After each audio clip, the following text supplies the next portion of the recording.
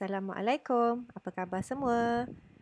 Jumpa kita sekali lagi dalam kelas pengajian am bersama Cikgu Zarina. Okey, kali ini kita akan buat ulang kaji alih bentuk komunikasi semester 3. Okey, jadi kita dah bincangkan beberapa tajuk untuk alih bentuk komunikasi semester 3. Jadi untuk kali ini kita akan teruskanlah untuk tajuk seterusnya. Okey, jadi seperti biasa untuk kita mulakan kelas kita, kita kena kenal pasti dulu kita nak belajar apa hari ini. Okey, jadi diharap nanti di akhir kelas kita nanti, okey, pelajar akan dapat membuat penghitungan, pengiraan dan penakkulan. Okey, di mana diharap nanti pelajar di akhir video ni nanti pelajar akan boleh membaca soalan dan mengenal pasti kehendak soalan, mengenal pasti di mana kata kuncinya, boleh menganalisa jadual dan boleh menulis jawapan mengikut format yang betul. Okey, itu harapan kita lah dalam kelas kita kali ini. Okey, jadi pola apa yang akan kita belajar pada hari ini? Okey, jadi kita akan belajar, kita akan sambung lagi dengan pola perbandingan. Okey, jadi jenis yang mana satu? Okey, kalau dalam kelas yang sebelum ni, kita dah pun bincang tentang pola perbandingan. Kehendak soalannya ialah jumlah. Okey, and then, okey. Seterusnya, kita juga dah bincangkan tentang dari tahun, pola perbandingan, untuk menganalisanya dari dalam bentuk dari tahun. Okey, seterusnya kita juga dah pun bincangkan mengikut negara. So, pada hari ini kita akan bincangkan pola perbandingan di mana kehendak soalannya ataupun jenis soalannya ialah pada tahun, bagi tahun ataupun dalam tahun. Okey, jadi cikgu fokus kepada format gabung. Okey, ini soalan. Kalau soalan pola perbandingan jelas di mana kehendak soalannya ialah bandingkan. So ini ialah format pola perbandingan lah. Okey, tapi jaranglah keluar soalan macam ni tapi ada. Berdasarkan maklumat dalam jadual di atas, bandingkan nilai ekspor Malaysia. Di mana kehendak soalannya itu bandingkan. So ini ialah pola perbandingan. Okey, tapi kita nak fokus dekat sini. Bagi tahun, pada tahun atau dalam tahun. Kedudukan di mana kita nak tahu kenapa selalu sebut pola perbandingan dalam tahun, bagi tahun ataupun pada tahun ni. Okey, sebab kalau kita nak bandingkan, nak buat perbandingan ataupun kita nak buat analisa bagi pola perbandingan, kita akan cari dulu di bahagian ruangan tempoh ni. Okey, ruangan tempoh tahun 2019 hingga tahun 2020 tu, apa kehendak soalannya dekat depan tu? Bagi tahun ke dari tahun?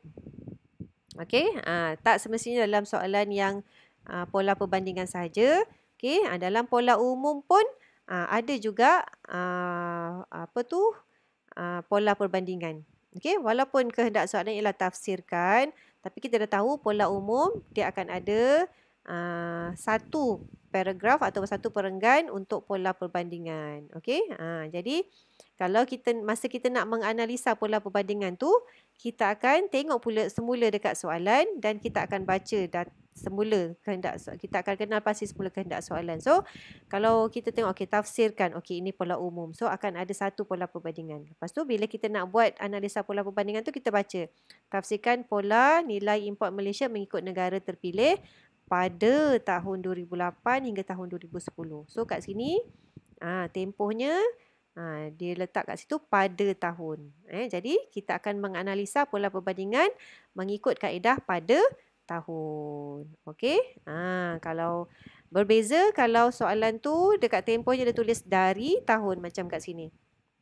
Okey, pola luar biasa pun ada juga pola perbandingan. Okey.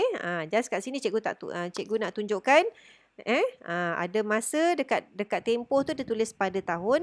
Ada masa dekat tempoh dia tulis dari tahun. Jadi sebab tu kita kena setiap kali kita nak buat analisa bagi pola perbandingan, kita baca semula soalan dan kita selain daripada kita tengok contohnya kat sini mengikut negara kan.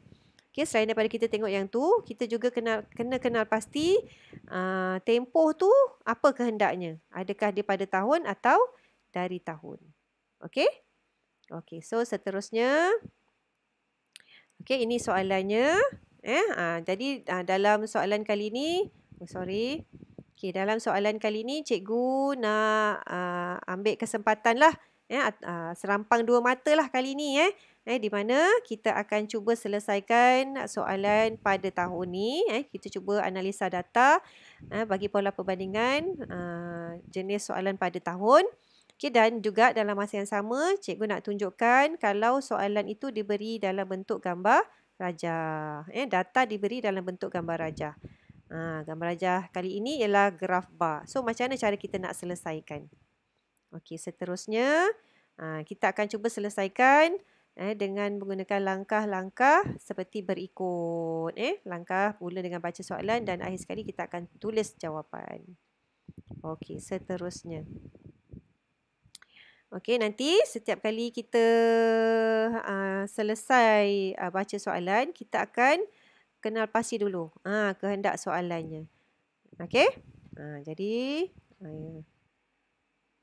dan juga bekalan ini.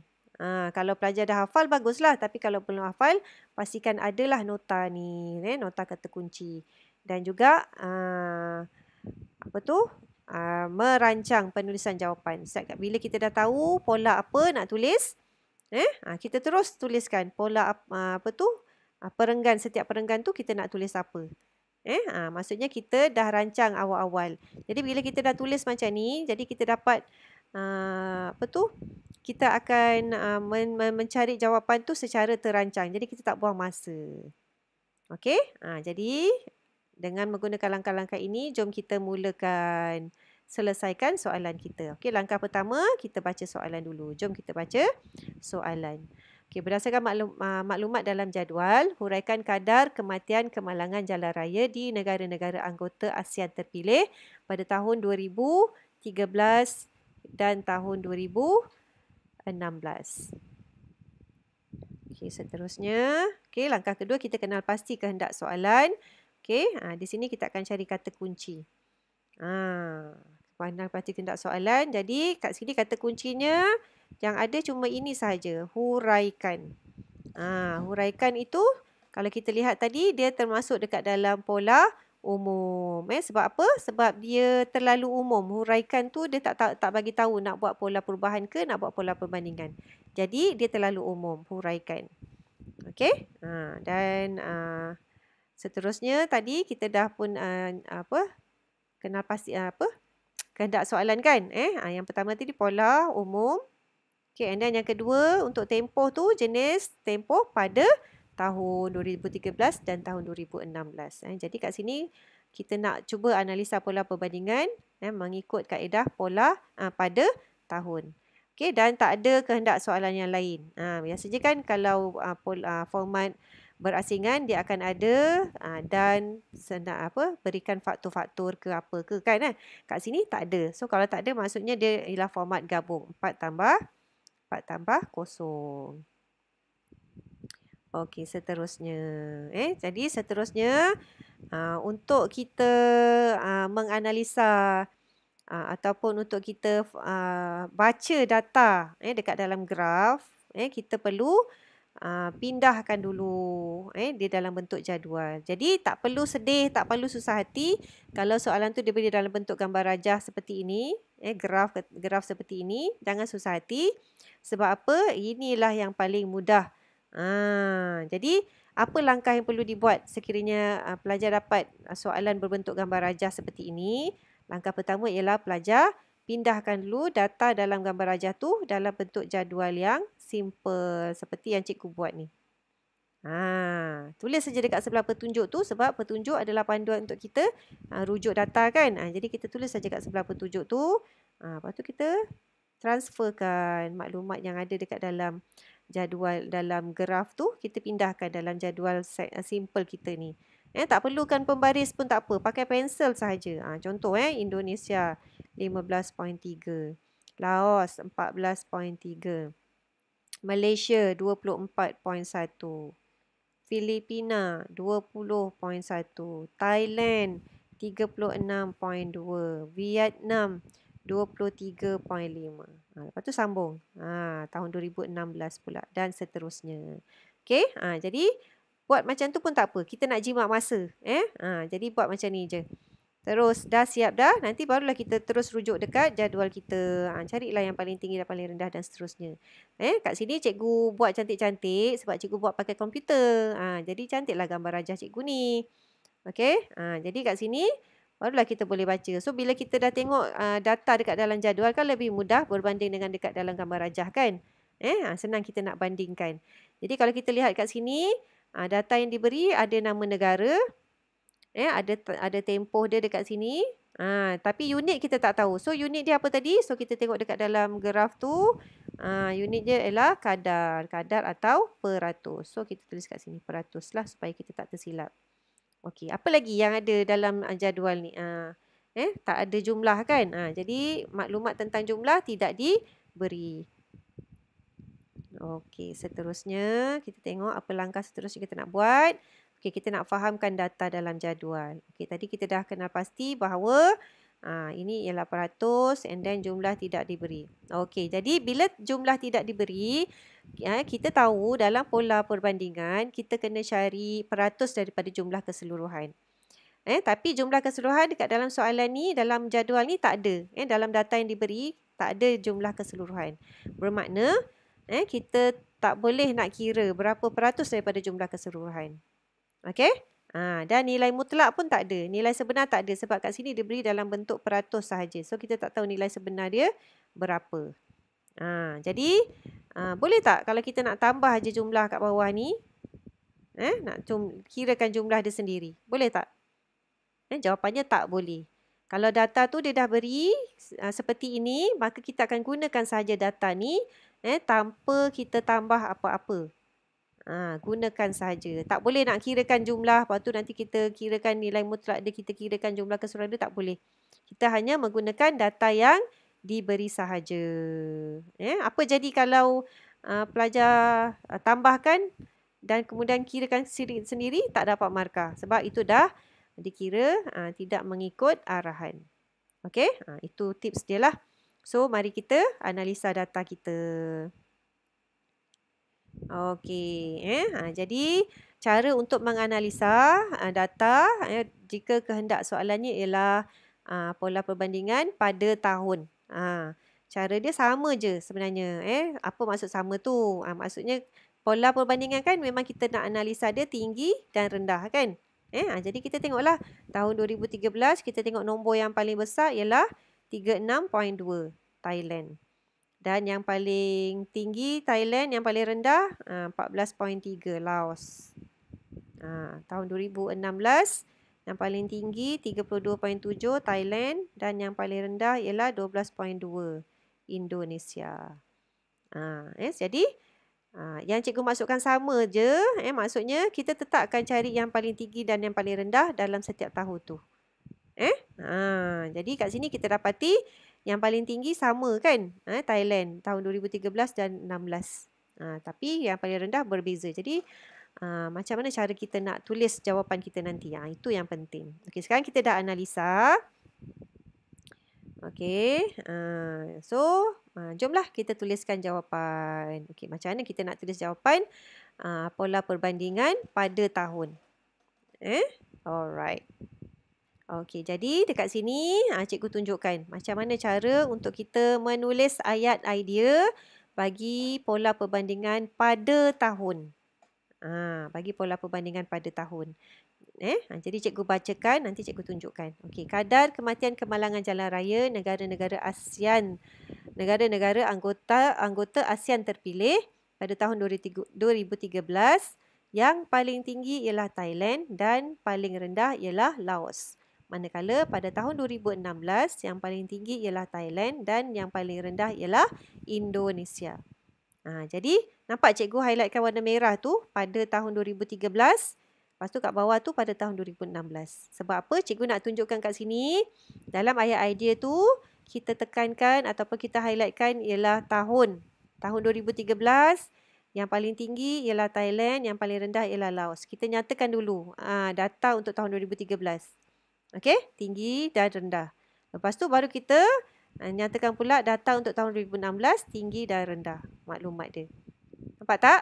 Okey, tapi cikgu seperti yang cikgu, itu maklumat yang cikgu nak tunjukkanlah untuk pola perbandingan pada tahun. Cara kita tulis ayat idea seperti ini. Kita sebut dulu nama tahun tu. Okey, tahun tu tahun bila, and then kita tuliskan yang paling tinggi dan yang paling rendah dalam tahun tu. Okey, manakala tahun berikutnya, tahun 2016, yang paling tinggi, yang paling rendah. Okey, kita nyatakan tahun dulu, lepas tu baru kita sebut yang paling tinggi siapa, yang paling rendah siapa. Faham? Okey, itu ayat idea untuk pola perbandingan pada tahun. Okey, seterusnya kat sini cikgu ada berikan formula untuk menulis ayat idea. Jadi cikgu selalu tekankan dalam ayat idea bagi ahli bentuk komunikasi ni, ayat idea dia mesti ada isu, mesti ada P pola, mesti ada T tempo, mesti ada N nama negara ataupun S sektor. Jadi cikgu sebutkan, cikgu gunakan singkatan IPTN ataupun IPTS. Jadi kalau boleh susunlah ayat tu ikut singkatan ini. I isu dulu, lepas tu P pola, lepas tu T tempoh, lepas tu N negara. Ataupun dalam keadaan situasi ni pola perbandingan pada tahun, jadi kita mulakan dengan tahun dulu, lepas tu baru tempoh, lepas tu baru negara. Tapi ini IPTN ni adalah untuk senarai semak. Kenapa? Kita nak semak, ada tak dekat dalam ayat idea kita ni isu? Ada isu. Okey, kemudian yang kedua, ada pola tak? Okey, ada pola kat situ. Pola paling rendah dan pola paling tinggi. Ada sebut kat situ. Okey, ada, isu ada, pola ada. Okey, seterusnya. Seterusnya apa? Tempoh. Okey, tempoh ada 2013 dan 2016. Okey, seterusnya nama negara. Nama negara pun ada. Negara Thailand dan negara Laos. Dan juga Indonesia. Jadi bila keempat-empat ada, maknanya ayat idea ni lengkap lah. Ada isu, ada pola, ada tempoh dan ada nama negara. Jadi selamatlah kita. Jadi kalau tak ada salah satu IPTN ni, tak ada salah satu, tak cukup 4 ni, ayat idea kita kemungkinan akan tidak relevan.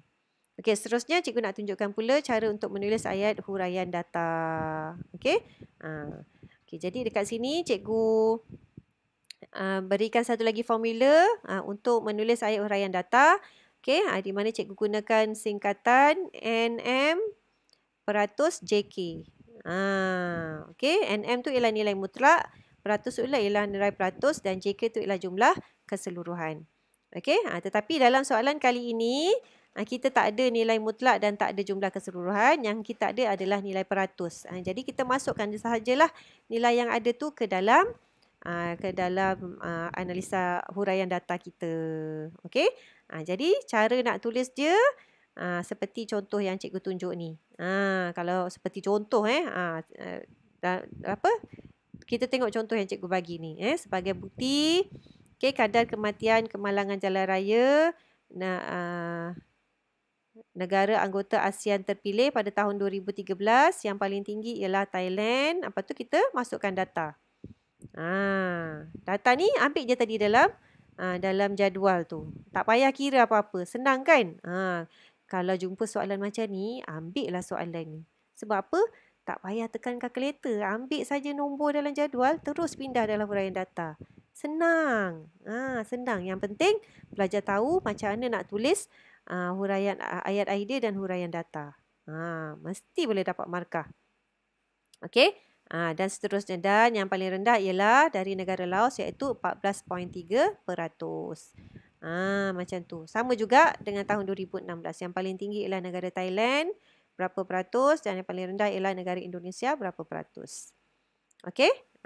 Jadi kalau kita lihat kat sini, ayat isu dia ada isu, ada tempoh dia, ada pola dia paling tinggi, ada nama negara. Sama je macam dekat dalam ayat idea tadi. Sebab apa sama? Sebab tadi cikgu salin aja daripada ayat idea tu, masukkan semula dekat dalam ayat huraian. Lepas tu cikgu tambah dengan nilai peratus. Nilai peratus tu, iaitu tu. Cikgu tambah yang itu je. iaitu 36.2%. Cikgu tambah yang itu je dekat dalam ayat yang tadi kita dah tulis dekat ayat idea tu.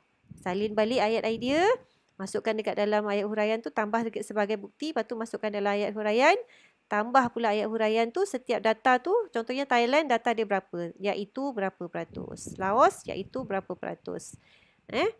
Indonesia iaitu berapa peratus. Tambah yang itu je. Senang kan? Jadi senang je sebenarnya kalau pelajar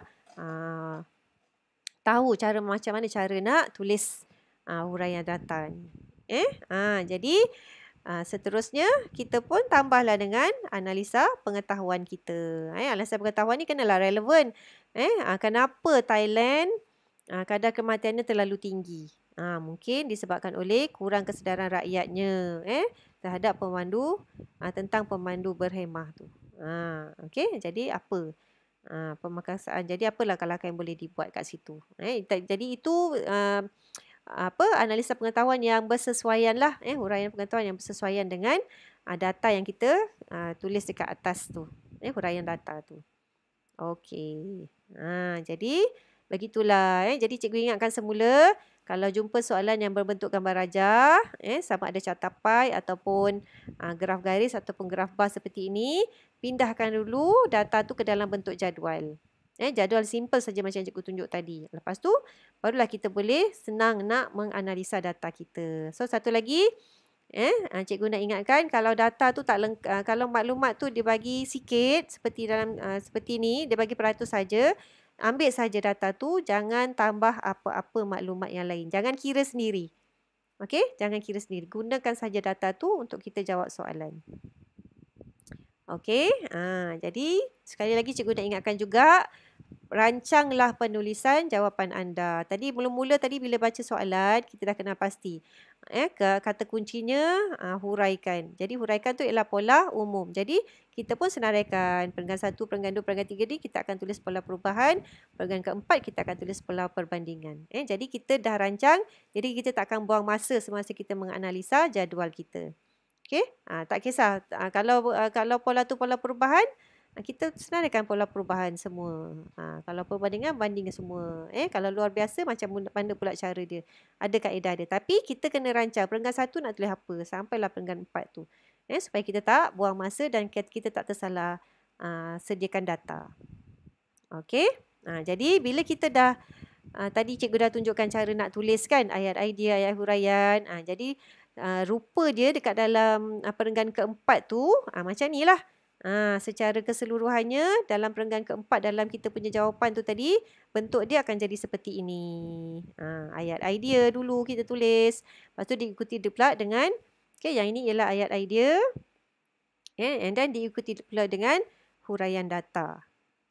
Lepas tu diikuti pula dengan huraian pengetahuan. Macam tu. Okey, ini susunan dia dekat dalam satu perenggan. Ini dekat perenggan yang keempat lah tadi ya, sebab kita dah rancang nak tulis dekat dalam perenggan yang keempat. Boleh nampak okey. Jadi, itulah cara untuk begitulah cara untuk menganalisa pola perbandingan pada tahun.